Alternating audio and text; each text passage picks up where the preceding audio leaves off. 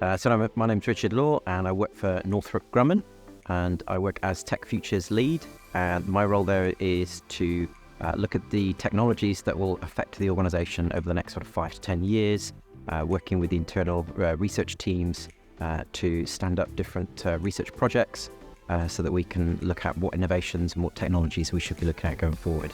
Also work with academia, universities, and small to medium enterprise organisations. So the main areas that I'm looking at are what technologies are going to be of interest to us in the next 5 to 10 years. So it's less about the here and now, and it's more about what's going to be affecting us that we need to be on top of in the next few years. Part of the challenges that we face are that technology is evolving so quickly. It's difficult to keep up to date with it in terms of knowing which areas to invest in terms of time and finance, and what areas we need to be looking to develop further.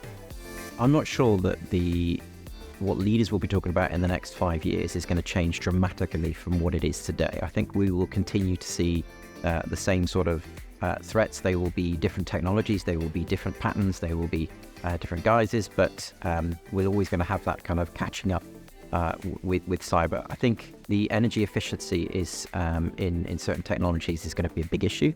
We're seeing a huge demand at the moment for generative AI and the impact on energy. In the next 5 years, that will have changed direction for sure in some way. Hopefully it's more energy efficient, but we'll see.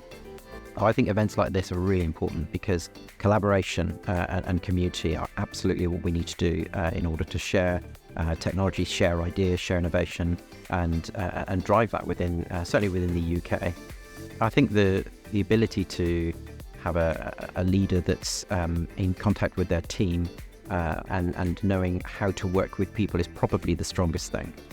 So having people under them that are in tune with the technologies, having people that can make the right decisions, who are aware of technologies, what's changing in the industry, but certainly an effective leader who works with the teams rather than works in silos. I think it's really difficult to know what advice to give to cyber leaders because different organizations need to work in different ways.